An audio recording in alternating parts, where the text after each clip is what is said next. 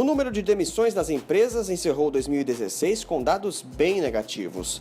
Mais de 1,5 milhão de pessoas terminaram o ano desempregadas. O Em Discussão quer saber quais são as possibilidades para este público, onde estão as oportunidades, o que fazer para dar certo na entrevista de emprego e quais os erros na hora de entregar e elaborar um currículo.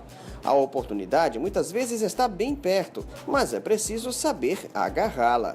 A recolocação no mercado de trabalho está em discussão.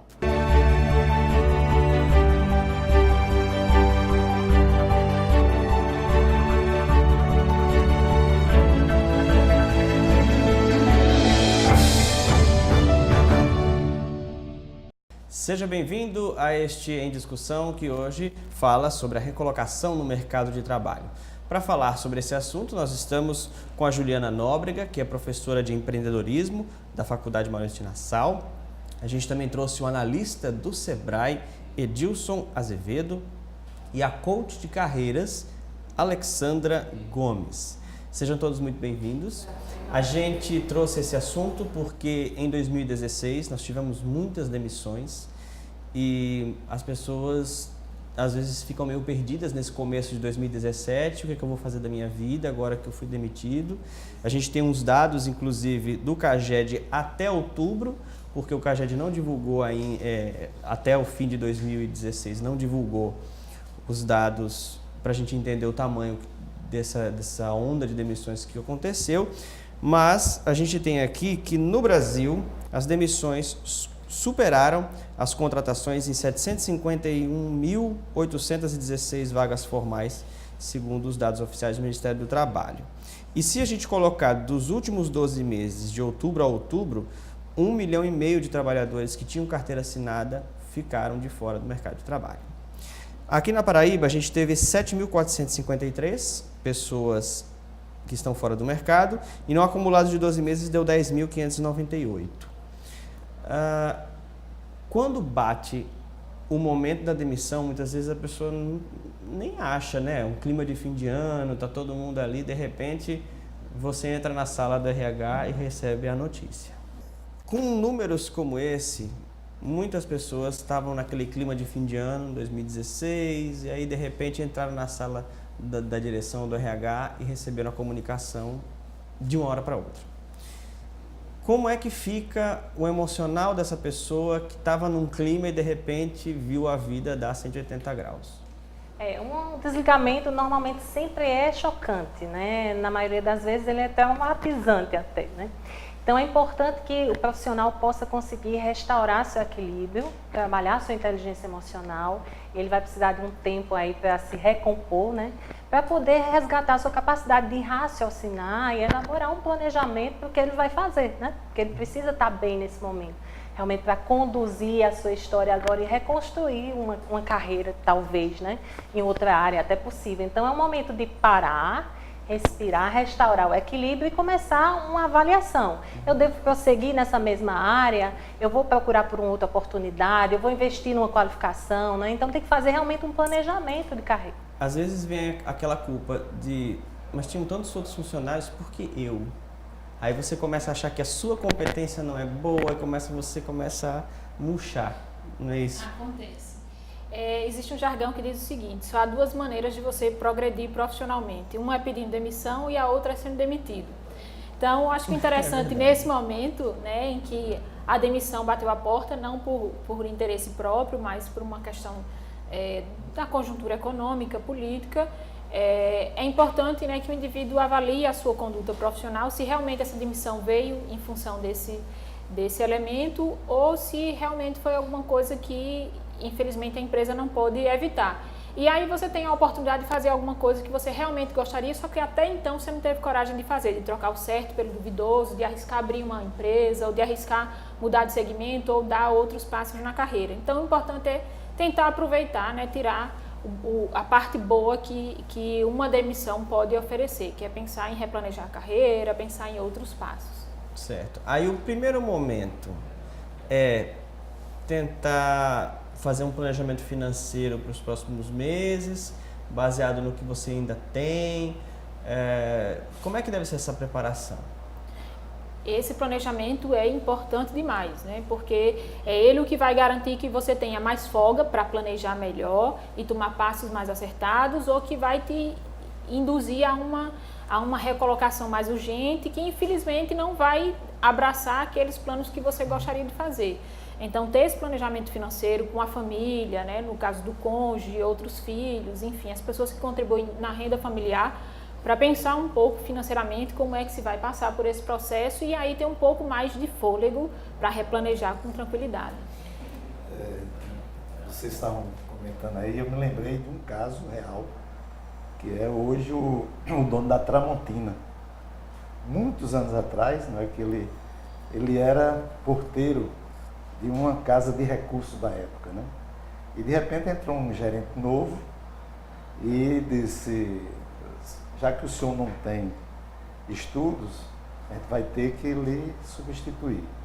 E ele se viu nessa situação, aí depois de um bom tempo que ele empreendeu uma atividade, que hoje tornou-se, né, a Tramontina que é, aí lembrando na época, dizendo o seguinte: se ele soubesse ler naquela época, ele hoje continuaria sendo, quem sabe, um porteiro, quem sabe um porteiro daquela casa de recursos. E hoje é um dono de um grande conglomerado empresarial, né? Então, às vezes, isso é a questão da oportunidade. Ele aproveitou a oportunidade. Um momento que pode ser exatamente um momento de angústia, de choro, de lágrimas, pode ser exatamente aquele momento que tem uma de virar a página, que né? diz, de virar a página, foi a vaquinha que empurraram assim de ladeira abaixo, não é? E que de repente você encontra outra saída. E aí, claro, como Sebrae, a gente o tempo todo, nem todo mundo tem o perfil de ser empresário, de empreender os seus negócios, né? E a gente sabe disso, e aí, muito melhor do que a Alessandra nessa questão de carreira, sabe, tem pessoas que tentam, mas se dão mesmo bem ocupando algum emprego.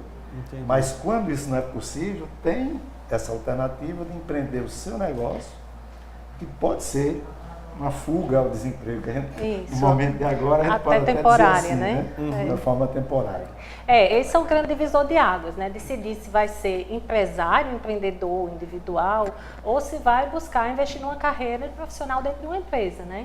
E para isso é importante o autoconhecimento, ele conhecer as suas habilidades, conhecer as competências que ele tem e a área que ele deseja atuar, quais são as competências importantes. E eu acredito assim que é muito importante a gente pensar que não só no momento de crise, mas em todo tempo um profissional ou empresário tem que ter proatividade, ele tem que estar sempre antenado como é que está o mercado, quais são as tendências, o que é que tem de favorável para mim, o que é que tem de ameaças, de oportunidade, e procurar estar sempre direcionando aí o seu desenvolvimento pessoal e da sua empresa, se for o caso, para poder não ser pego de calças curtas, né? Então tem que ter sempre o plano B. Plano A funcionando e o plano B está ali na gaveta, né? Então é importante a gente estar analisando sempre o mercado para poder não ser pego de surpresa. Então aí a importância do desenvolvimento da pessoa, né? E das estratégias empresariais que o Sebrae ajuda muito nisso, né? Tem gente que acha que eu vou abrir um negócio porque eu vou parar de trabalhar, botar os outros para trabalhar para mim, né? Isso é verdade ou é ilusão? Na hora que ele abre um próprio negócio, é possível que ele vá trabalhar mais do que os outros. Na verdade, acabou férias, quando você tem um emprego, você tem que cumprir aquelas horas, mas você como empreendedor, você pode estar trabalhando muito mais. Aí férias, quem sabe não tem mais. Final de semana. Depois de uns 2 anos da empresa andando, ainda dá para tirar um tempinho. Se você, por exemplo, escolher um restaurante, por exemplo, né? Quando todo mundo está se divertindo, você está, quem sabe, mais trabalhando. É o domingo, é o final de semana. Aí na segunda, a maioria está trabalhando, você talvez esteja... Então muda os hábitos, muda a forma de você conduzir as coisas. Quem trabalha com padaria, por exemplo, padaria de madrugada, né? O Rafael, por exemplo, eu trabalhei com 16 anos, tenho 16 anos de consultoria, né? E 10 anos com empresa, pessoa jurídica aberta. E a diferença é muito grande, né? Assim, uma coisa que ajuda muito a aguentar as férias que a gente não vive, o final de semana que a gente perde, é realmente a paixão, né? Você acaba trabalhando mais mesmo, mas eu digo, eu tenho a melhor patroa do mundo, amo o que faço. Isso me ajuda muito a superar todos os desafios, né? Então a pessoa realmente precisa saber para que ela dá, porque o olhinho vai brilhar e vai ajudar ela a ser o melhor profissional, a melhor empresa, a melhor solução naquela área, se ela tem paixão, né? Qual é o passo que a gente pode dar com relação à atualização profissional? Às vezes a pessoa trabalha lá 10 anos seguidos numa empresa, nunca teve tempo para fazer um curso de idiomas, nunca teve tempo para fazer uma melhorada no currículo, e aí quando ele vai ver, ele está lá atrás com os outros candidatos. E aí, eu acabei de ser demitido, tenho um dinheiro que eu preciso administrar, mas eu também preciso buscar outra vaga e ao mesmo tempo, aí começa, né? Você começa a pensar em muita coisa ao mesmo tempo. É muito difícil essa condição e é importante que a gente toque nesse ponto porque, diferente de uma geração atrás, a geração dos nossos pais que eram marcados por uma única profissão, né? A nossa geração e, consequentemente, as demais, né? As pessoas vão ter que ter pelo menos 2 carreiras, é o seguro, né? Então, ainda que você tenha uma área de formação, mas dentro daquela área você precisa atuar em 2, 3 segmentos, que é o seu plano A, o seu plano B, o C, porque não há garantia de que nada continue perpetuamente dando certo. Então, na hora que uma área vai, né, mostrando sua dificuldade, você tem uma outra fonte de renda, uma outra carreira onde você pode investir e você pode passar essa temporada de chuva, você pode migrar. Então, nesse momento, é importante que as pessoas pensem em reavaliar as suas carreiras e pensar se dentro delas há segurança, né? E pensar na possibilidade de ir construindo uma nova carreira, mesmo ainda numa área dentro da área que se atua. Né? Mas é importante se pensar isso também, porque esse profissional vai ficando realmente desatualizado, o mercado vai exigindo novas competências, a velha desculpa, eu não tenho tempo, eu sei que todo mundo é muito ocupado, cada dia mais, né? Mas a gente tem que arrumar, a gente não tem essa escolha de não fazer, a gente tem que fazer. E aí, né, existem várias formas, as plataformas online que permitem que você faça esses cursos à distância, né? Então tem que arranjar um jeito. Né, financeiramente se programar para isso também, né, fazer outros cursos, etc. No fim de semana, inevitavelmente, em algumas vezes você vai abrir mão do horário de lazer para estar investindo na sua carreira. É complicado isso, né? É importante o foco, né? Porque isso que você falou da pessoa ficar perdido, né, procurando diversas alternativas, até para investir, né, ela vai gastar tempo em dinheiro, em cursos, qualificações, em livros, em pesquisas, em workshops. E aí é importante que ela tenha um foco, ela descubra qual é o seu talento, qual é o seu planejamento de carreira, né? Será que dá para mudar radicalmente de profissão assim numa situação como essa? A gente vai abordar essa e outras questões já depois do intervalo. Fique com a gente, aqui tem discussão.